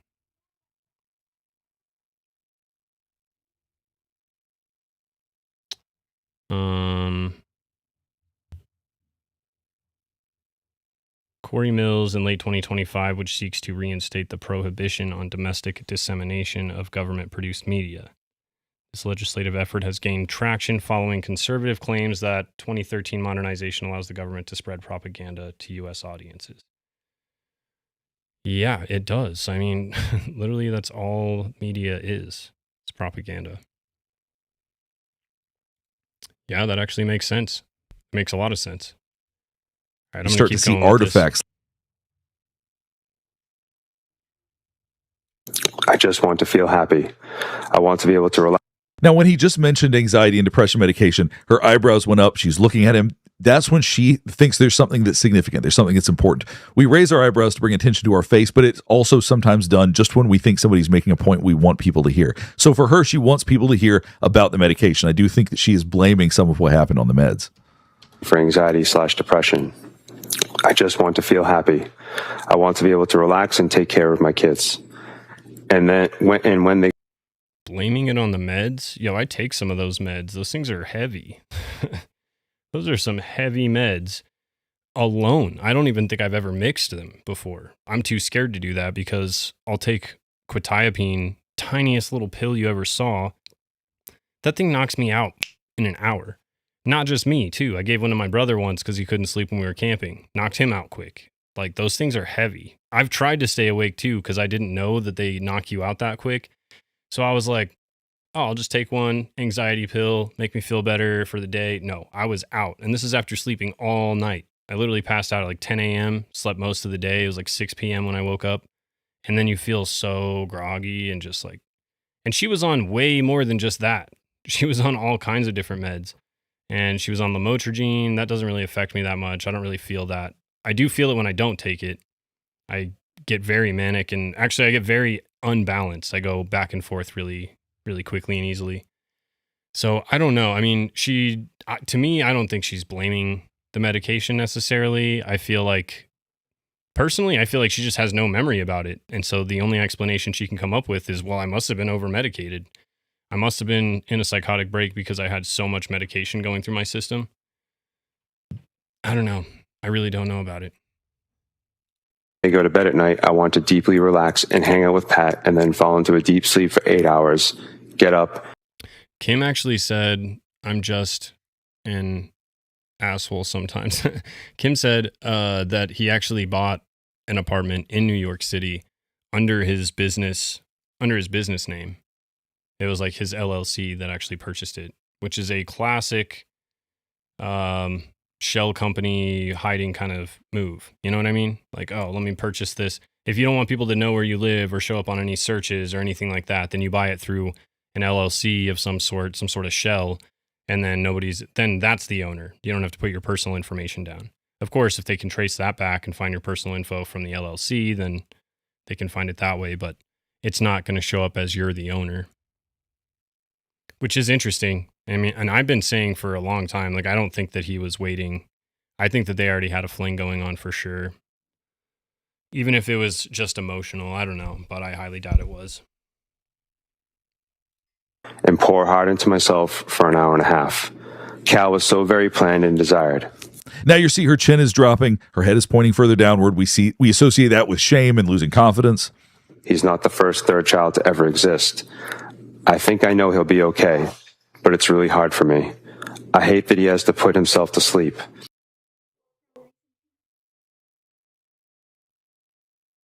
Yeah, sure. I'm sad I'm not breastfeeding anymore, but I think deep down, these are the right choices. So being depressed, like... Yeah, the Seroquel as well. Like, Seroquel is another one that's just like out cold. Klonopin, same thing. Klonopin's not as heavy. I can take that and stay awake, but it definitely makes me like pretty out of it. You take all those together, I would be worried my heart would just stop and pass out too. My heart would just be like, I'm taking a quick nap. Like this can distort the world. It can cause people to have very distorted beliefs. Oh, and she was on like Lexapro and all kinds of other different antidepressants. And I know that there's certain, it took me a full year minimum, and I think it was even a year and a half before I zeroed in on the actual bipolar meds that actually helped and didn't make me feel like, it made me feel like I was uncomfortable in my skin and I couldn't stop moving. Like I couldn't lay down and not move around. Like, so it was like restless leg syndrome. And some of those medications that I was on that I tried, she was on, or it was also trying. And so never once did my doctor say, okay, Nick, now that doesn't work, let's go ahead and just give that bottle of pills to Kim, and then Kim can dispose of it. That way you don't have anything to do with disposing it, because that makes no sense. And so never once did my psych ever mention Kim in relation to my medication one time, because it's HIPAA laws. She literally can't. So maybe it's different if it's a husband and wife, but I still don't feel like your psych is going to tell anybody else to do anything else with your medication. Yeah, and it's weird that I believe it's Jennifer Tufts, don't quote me on this, but was Facebook friends with Rachel Janis, Patrick's current wife. And they also have a picture together online somewhere, I think, again, at another marathon that they participated in together. So why are they friends? Classic. Why? Horse tranks are way more fun than Seroquel. It'll cure your anxiety and stuff, right? Yeah, no, you showed me a picture of them at a race, and I was like, that doesn't look like some just friends. You don't do marathons with people you're just friends with that are, of the opposite, who identify as the opposite gender as you. That treated Lindsay. Wait, what? The doctor that treated Lindsay. Oh, okay. That is weird. Why is everybody doing marathons? Why is everybody doing races together? But people will still know the difference between right and wrong, and that's where the challenge comes in. That's the problem. Almost drowned in your spaghetti sauce. Oh my God. That's wild. There's no reason to believe that she didn't know the difference between right and wrong, and that what she was planning on doing was wrong, because it does sound planned. All the elements we're getting make it sound like this is something she intended to do, something she planned to do. As for the sleep training, I needed a baby that slept through the night, because I simply do not have the opportunity in my life to catch up on sleep. I just don't. If there was a time for me to nap every day, then that may not have been the case, but there really isn't. So right here, you're seeing her cover her mouth with her hands. We do that when we don't want to say something. Obviously, she's not speaking right now, but I think that what he just read might be something that she's not so comfortable with. She may have fear that that's going to look bad for her. Because I simply do not have the opportunity in my life to catch up on sleep. Or she's really upset because she can't even say anything and she didn't write it. Yeah, that's true. That would make me uncomfortable. Do they have the thing, because like when I was in court, if I needed to say something to my lawyer, I could whisper to him, but he preferred that I just write shit down so that it was there for him to reference when he had the time to go back and reference it. And so I don't know if they write stuff down or not. She can't write. She has handcuffs Oh, she does? on. Mm-hmm. That's crazy. They make them wear handcuffs the whole court proceeding. I guess it makes sense. Just don't. If there was a time for me to nap every day, then that may not have been the case, but there really isn't. When Cal naps, I have to take care of Cora and Dawson. That's just how it is. It feels cruel to me that we did not do that to Cal, but the reality is we did what we had to do. Now, something else that's important to understand is the way that she committed the murders. It was violent. It was angry. She didn't poison people. She used her hands. And when it comes to strangulation or something like that, as awful as this is to hear, the truth of it is it's not a quick process. I heard BTK talking about it. He thought that he had strangled somebody, but it turns out he didn't. He said it very calmly and basically said, well, I thought they were dead, but they weren't. They woke back up. And it's a process to do this. It is not simple. It is not short. It really takes an incredible amount of anger and energy. And the idea that she was able to do that means that there are emotions that have not been tapped into, that we have not been talking about throughout this, because what she did to herself and what she did to her children. And yet her BPM was 57. Just saying. Allegedly. Were angry acts. Let's go ahead and start to wrap things up. Hopefully this is helping you better understand some of the behavior. Well, Dr. G, thank you. Thank you, Dr. G. He's just being objective about it. He hasn't been watching the case. He gets a request to do a read on someone, and he does it. But it's so many things combined that have led everyone here. So from his objective perspective, I can see where he's coming from. But if you watched hours upon hours upon hours upon hours upon hours of this trial and then rewatched the same trial you've been watching and then rewatch it again, he may have a different perspective. And if he reads the search warrants and the inconsistencies and I don't know. Conspiracy or not, something's off here. And I don't think the full truth has been exposed here. It makes way more sense to me that Patrick was involved. It just does. I don't know. Yeah, I keep saying this, but multiple things are true at once. I think that this is what I'm hoping. I mean, I don't know. I'm just hoping that the last witness or expert witness that is being called for defense can explain how, because I think she was in a coma during her medical treatment. I think it was like a medically induced coma because she had such bad injuries. You have to control their body temperature to make sure that they survive a near-death experience.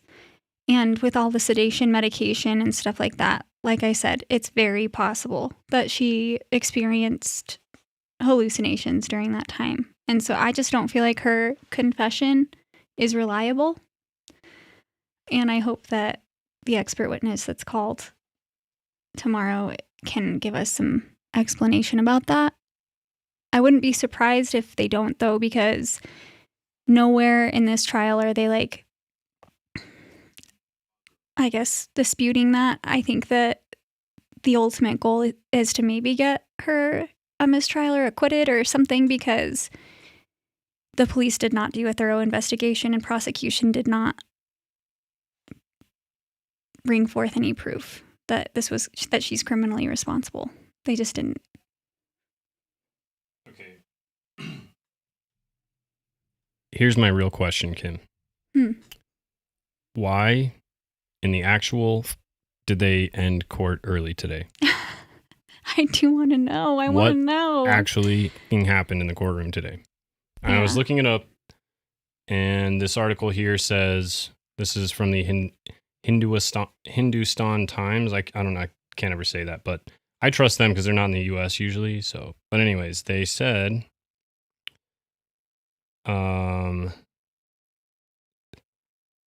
is for unforeseen circumstances, but reports say it was a witness scheduling delay. Highly doubt that, because it the judge is like, don't speculate on why, don't hold it against either side. It's just something we got to deal with. Yeah. Why would either side have anything to do with it? You know what I'm saying? And he said it was completely unforeseen. There is a clip here, I think. Let me play it really quick, see if it... Maybe this is just the mother-in-law. Oh, yeah, this is a different day. Never mind. People are saying that Patrick was supposed to come back, but I don't see why. So people are like, it was Patrick that was supposed to come back, and I don't see why he would be called back. I just don't.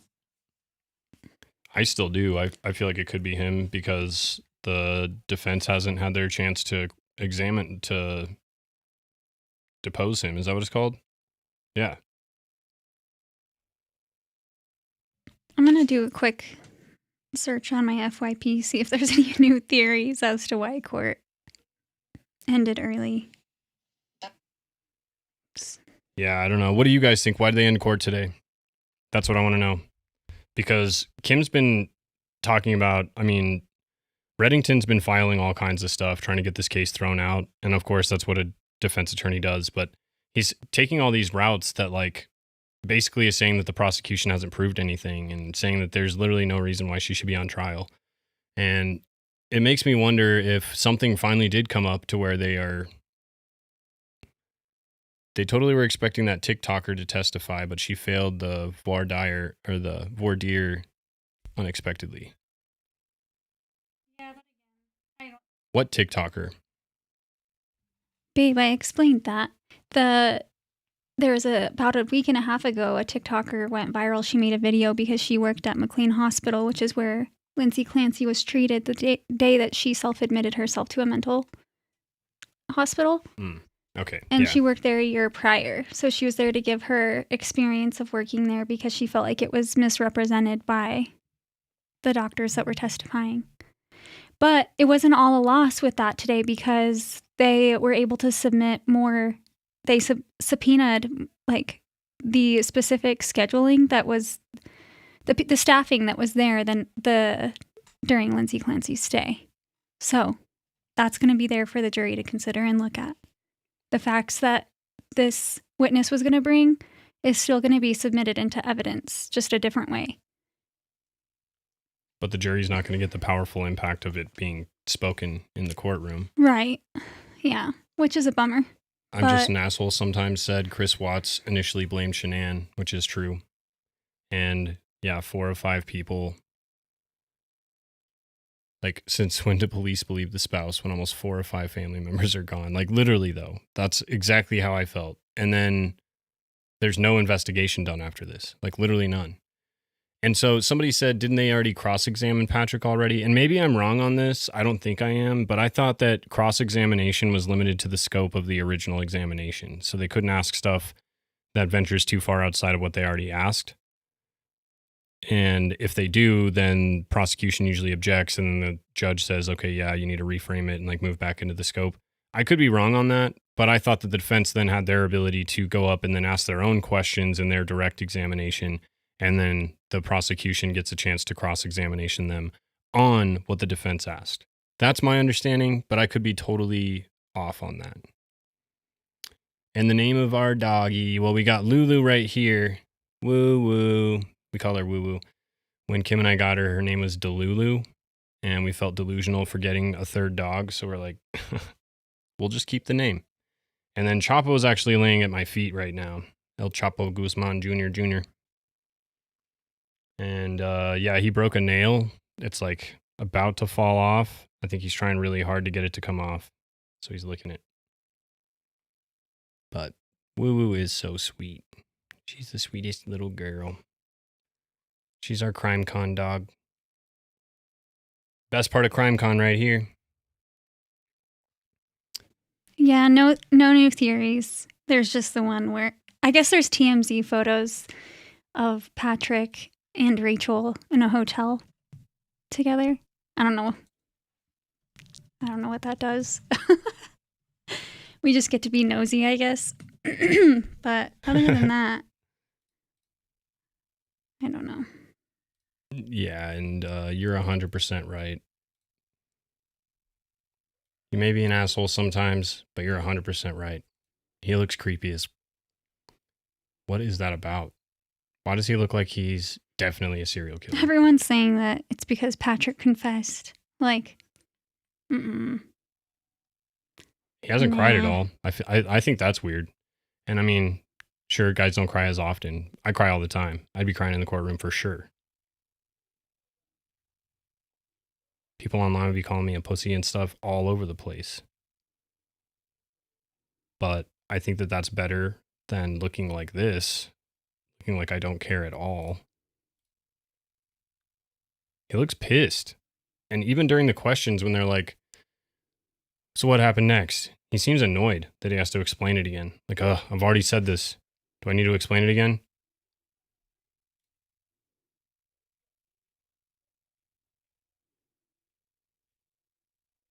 And I mean, it's the Erica Kirk effect. Something just feels off about this young man here. I guess the TMZ photos are somehow from today when court ended early and they looked really stressed about it. I'm like, I don't know about this. Oh my God, getting calls from telemarketers. Okay, so here, I'll send this. I did not listen to this video. I only saw it, so we can watch it together, I guess. But okay. This guy's... And then I do need to get off soon so I can try and record today. Oh, yeah.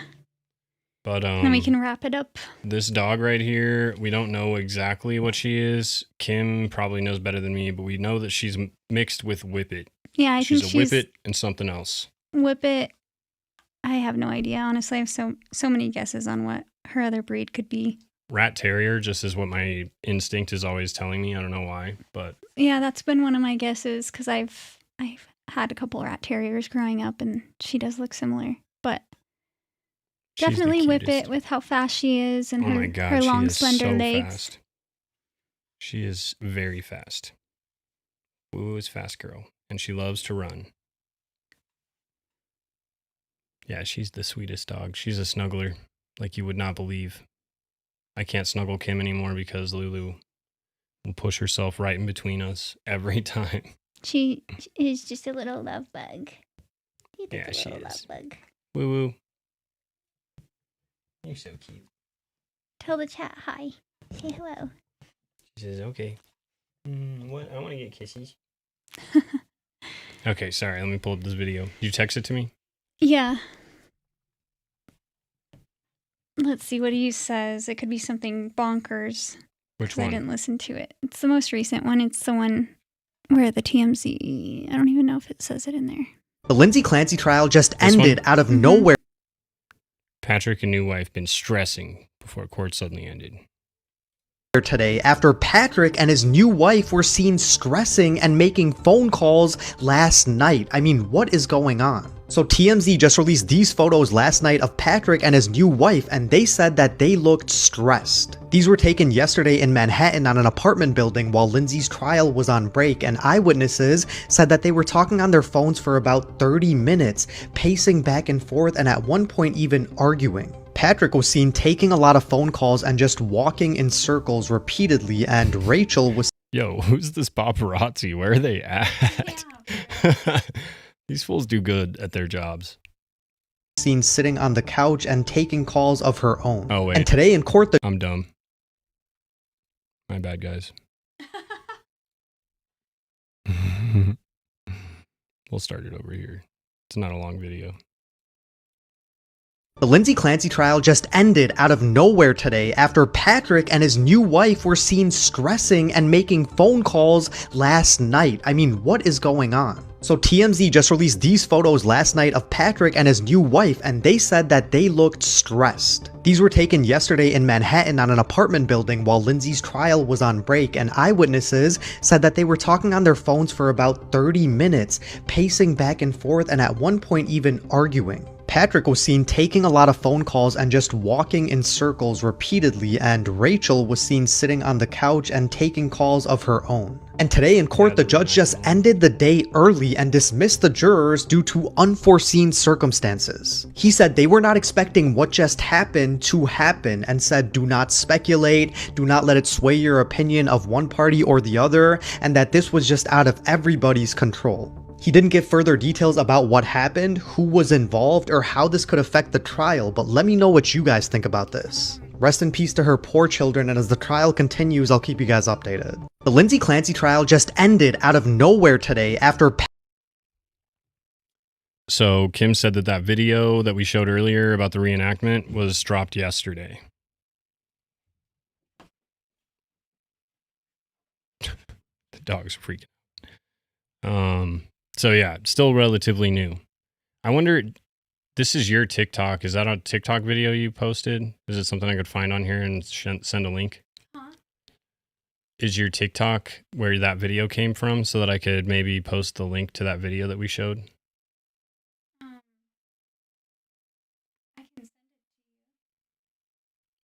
Yeah, that's what I was saying, Ilon.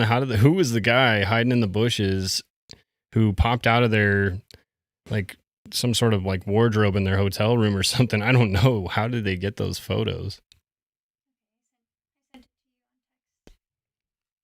Okay, cool. I'll drop the link in the chat real quick for that video if you guys wanted to go see it. Or like watch it yourselves, because I thought it was great. Whether she's right or not, I thought it was a really good, powerful mental like representation, because I was having a hard time conceptualizing. But I also am not like Kim, and I haven't been watching everything about the trial.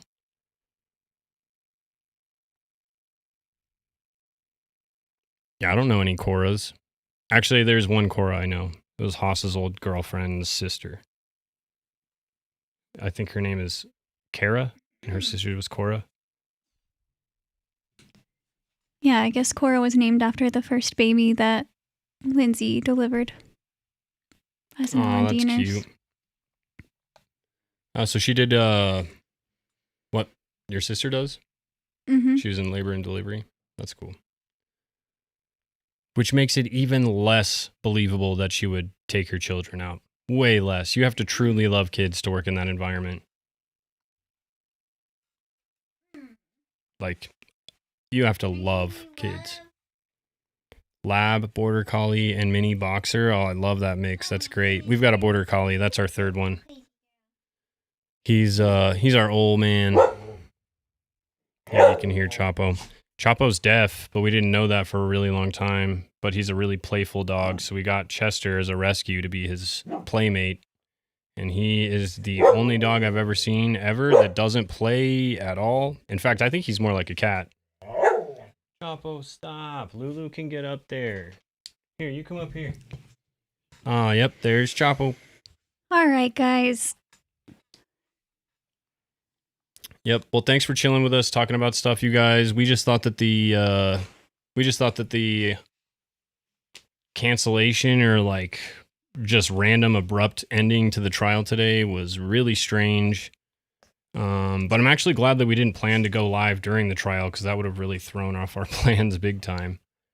So yeah, I don't know. But I do appreciate you guys chilling with us for this long. Yeah, look at these guys. They're like twins. Isn't that crazy? People always think that they're related, but they are not. Oh, woo woo, you're so cute. But so wait, what day is today? Today's Wednesday? Yeah. I had to really think about that. Well, I guess we'll have to try and go live tomorrow at some point. Especially depending on what actually comes about with this unforeseen circumstance. Mm-hmm, yeah. Exactly. And if they rest tomorrow, I'm curious about that too. So samesies. It was fun hanging out with everyone as per usual. Thank you guys Thank you guys for your thoughts and perspectives, and whether you think that she's guilty or not, we appreciate you guys here vocalizing what you think, because we don't freaking know. Yeah, it's really nice to be able to unpack everything, because it's a lot. And there's so much sitting up in my head because I've been watching a lot of different theories, and I don't know, I hope that the truth comes out no matter what. And The truth will set you free. Kid. Mental health awareness and there's changes made to our healthcare system and how we view women's mental health, and that there's justice for those babies and for Lindsay. And if Patrick has no hand in this, then I hope that his name is able to be cleared, because it's not looking too good for him. No, it's definitely not. And Lima Goat, I was at the dog park one time, and yeah, it's like, I don't know what it is. The albino coat is definitely, because his skin, he's got spots all over his skin, but his fur is all white. And I was at the dog park one day, and there was 2 other all white dogs. Actually, there was 1 all white dog, and I got to talking to this lady, and we found out that he was deaf, and that's how I actually learned about the all white dogs being deaf thing. And no joke, a 3rd all white dog walks up, also deaf, and we had a little 3-dog deaf party. It was freaking hilarious. If I could get another deaf dog, I will absolutely do that. It's a blessing. The only thing I don't like is that when you let him outside, he barks uncontrollably for like a solid 15 to 20 seconds, maybe longer. And that's just I think because he can't hear anything, he's just extra cautious and just likes to scare stuff away. But if you guys ever hear my videos, I'll leave it in there sometimes. You'll hear it. It's just like, Patrick eats pork belly and scallops together. He ain't right. Oh, for real though. What the H? That's gross. AJ, I'm sorry you missed the live, but I'm glad that you caught the tail end of it, because that was hilarious. All right, guys. I hope you have a good night. We'll see you tomorrow. Thanks for joining. Later, sobers. Bye.